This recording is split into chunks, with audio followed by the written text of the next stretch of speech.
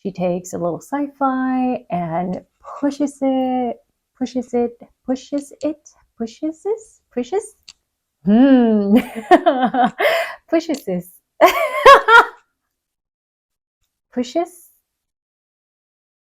I forgot how to talk, and that happens to the best of us.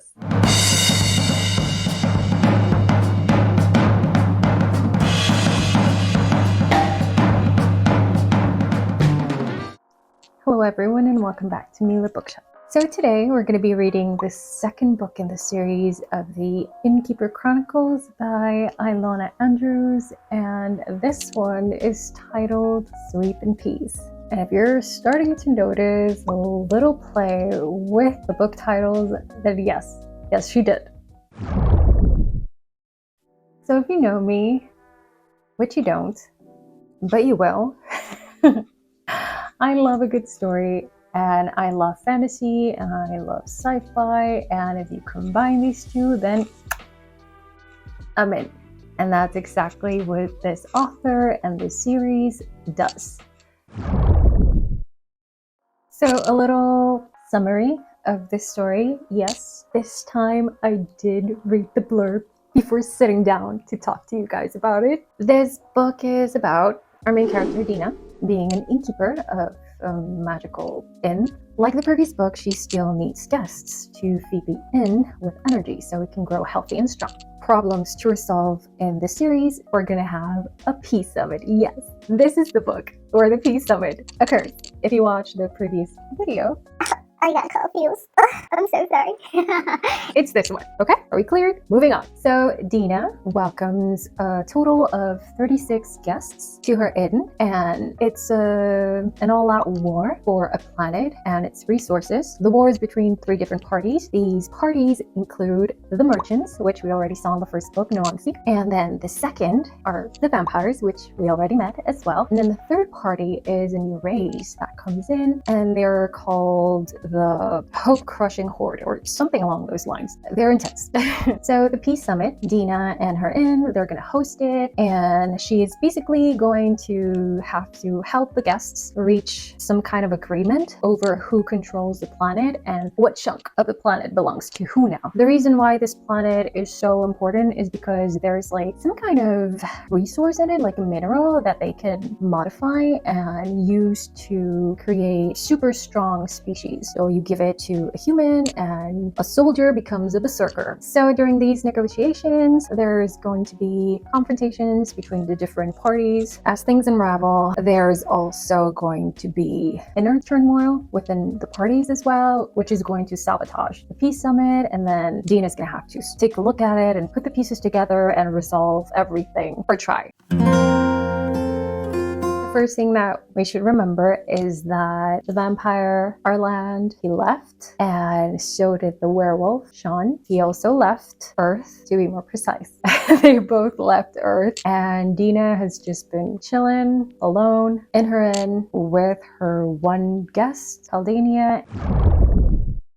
Okay, so I did start listening to it, and wow, this has nothing to do with the book or the writing, but wow, was it different hearing it the way the author intended it? What can I say? When I read the story, when I read like the book, the actual book, I really liked Dina. She was a character that I could get behind, I could empathize, I could see myself in her. You know, she was relatable. That was with the book. And then I started hearing the audible. It takes place in Texas, I know, and I'm guessing that they do have that Southern accent. I accept that. And usually they sound so sweet and so nice. But for some reason, Dina, the main character, is coming off different from when I read the book. And different in a negative way. I don't like her so much. Not when I'm listening to the audible, which, but that has been like a little hiccup that I've been encountering while listening to it. And it's not because it's a bad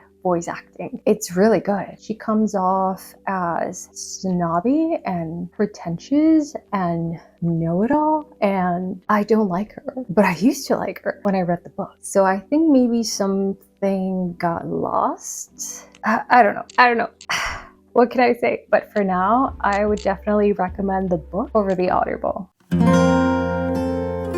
So this book has a prologue before the chapter 1, and it's basically a scene, and it's so good. We have this character offering someone else a job in one of the most powerful councils, one of the most powerful jobs in the universe. They're called arbitrators. It's like the military. You enter and you do a period of service, and the minimum to become an arbitrator, to do this job, the minimum time, it's 20 years. But most people like to extend that 20-year period into 40 years. So really, it's up to you because, oh, this job is oh so great. Anyways, that aside, there's already a really good line that I like when he's offering the job. This mysterious person is offering the job of arbitrator. In response to something that was said, he says, "Our job is not to compel, but to entice." How do you write something like this? I like it. I like it a lot.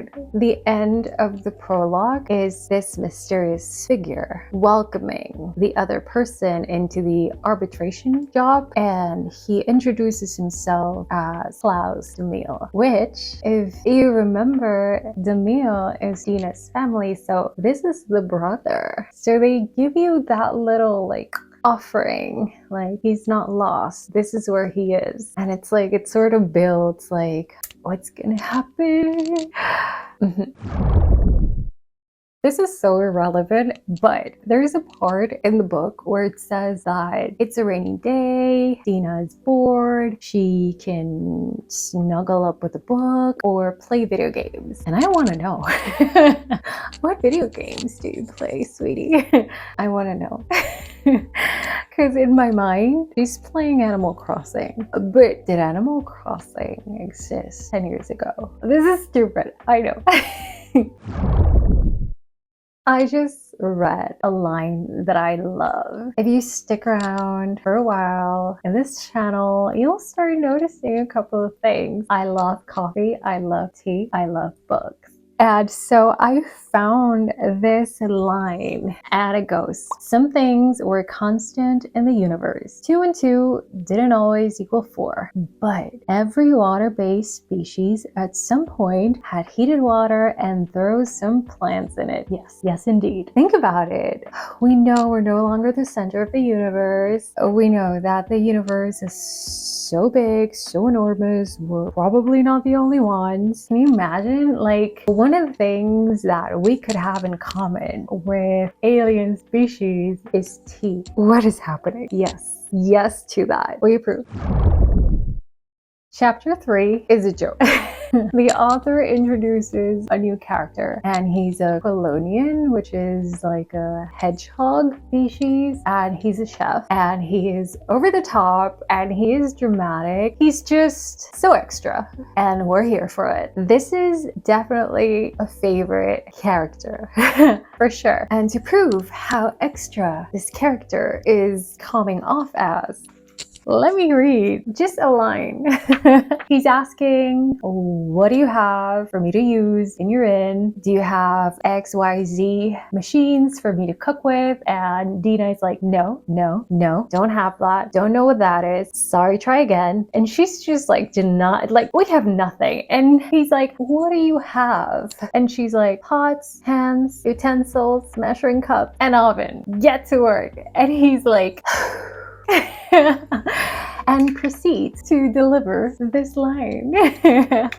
"I will wrestle victory from the greedy jaws of defeat. I shall rise like a bird of prey upon the current of the wind, my talons raised for the kill, and I shall strike true." And Dina just replies, "Oh wow, I hope the inn filmed that." This character is doing it for me. I'm just here for it, honestly. The parties of interest in the peace treaty that's happening on the book, they're all arriving at the end little by little. Dina is welcoming everyone. I love how the author takes the time to create not only a backstory for everyone, but a culture and a society. They're different enough from each other and from humans to be their own thing, but at the same time, you can relate to it. And I'm gonna read you through a line. You tell me what you think. Dina is welcoming the, the hope-crushing horde. By way of greeting, she says, "My water is your water. My fire is your fire. My beds are soft and my knives are sharp. Spit on my hospitality and I'll slit your throat." There, nice and traditional. And the response of the people being welcomed, being received is, "I feel at home already." We're in chapter 5. This is just like the beginning of the book. And we already have so many good quotes, so many good lines, so much story. The story feels chunky and bulky and not in a bad way. It's still easy to read. It's still digestible. It's just, it has substance. That in on itself is great in a book. You know what I mean? I know I said that the voice actor was making the main character not very likable. I still hold to that, but she's so good with everything else. She is so good. There's this scene where everyone's panicking and the voice actor for this audible is just making me panic as well. And I'm just, okay, everybody calm, stop. Okay, let's go. What? Oh my God. Oh my God. Anyways, applause to the voice actor. She got everything else right. In this story, they need to repair a car engine. They sliced it in half with an axe, obviously. They need to repair it, and so they bring in an engineer, and he's not having it. He looks at it and he's like, "I'm not fixing that. I'm an engineer. I took an oath. The answer is no." No. And the lines that he delivers are so epic. Here we go. He's saying no, he's not going to repair it. It poisons the environment. It's horribly inefficient and it runs on fossil fuels. It requires a finite, high pollutant resource to function. What idiot would build an engine based on a non-renewable resource? I googled that. The name you're looking for: Nikolaus Otto, inventor of the first petrol engine. He was German. I've kept reading on, and there's a lot of character development in the next couple of chapters. The Peace Summit has already started. They've come to a standstill. New characters are invited. It's honestly very interesting. The author knows how to seize an opportunity to develop a scene and develop the character and move the story forward. Something that is so intricate, she does it so seamlessly, and I'm speechless. And she's tying up loose threads together and resolving some mysteries that the story provides as well to sort of tease the reader. It's pretty good. We're almost to the end of the book now. This is an entertaining book. It's an entertaining story. I think I'm gonna finish it here with this last line, which I thought it was so good. And so there's this scene. They're trying to solve an issue. They can't find a solution because greedy can be buyed. Timid can be frightened. Smart can be persuaded. But the zealots are immune to money, fear, or reason. It's this type of one-liners that keep coming throughout the book. You don't expect them out of a young adult book. You're not expecting lines like that. The author sort of sneaks them in. But 10 years after, I go back to the book and I still find new things. I read the story in a different way, in a different manner. There's still something for me. Something that 10 years ago, I wouldn't care. I wouldn't mind. What is she talking about? What does this mean? I don't know. Next. But it's an entertaining story, so I devoured it all the same. And yet, 10 years after, I'm discovering that this book was more than it pretended to be. And that is so cool. Anyways, I like the book. I really did. This one a lot of things weren't necessarily new. I think I'm gonna give it a 3. And it's not because it was bad. It was good. It was good. But I feel like a 3 is a good mark for this book. I would still recommend, for sure. But yeah, I'm happy with a 3. The sun is going down, the light is disappearing. This is the point where I say goodbye. Thank you so much for watching this video all the way to the end. If you like this video, be sure to give it a thumbs up. And if you haven't subscribed and you like this kind of content, be sure to hit the subscribe button. And I'll see you on the next one. Subscribe. See ya. You know what? It's a brand new day. And it just kept bothering me. Why the 3? Why did I rate a book I like so much a 3? Because it really is a worthy read, in my opinion. And then it got me thinking about the end of the book. I was literally anxious as I read the ending because I was emotionally involved. The main character, she felt so badass by the end of the book. I think I finally reached an answer, and it's because I didn't see or I didn't feel a character growth. There wasn't like an epiphany moment for her. There wasn't a moment where, hey, this happened to me. It has never happened to me before. I am very conflicted about this. Let me do some soul search and sort of figure it out. There was nothing like that. The character dealt with something that for anyone else would have been incredibly difficult. And she just took it on like it was an everyday problem in her line of business, you know, like, And let's remember that this is a new win. This isn't her day-to-day. Like, she only has one guest. Yes, her parents had it in, but let's be honest, it feels so different when your parents bear all the responsibilities and make all the decisions. And she talks about that a lot. Like the character in the book, she says how much she misses her mom, she misses her dad, she's lost. She wishes that they were present in her life, and those moments the character feels real. But then when this incredibly hard thing at the end happens to her, she deals with it like a badass, and it's very empowering to see, but it never felt like a transformation. But it feels like the character is always static at the same level, which is up here, always. And if you think that she's dropping down a peg, no, still here. And that feels awkward to me when I read a character, you know?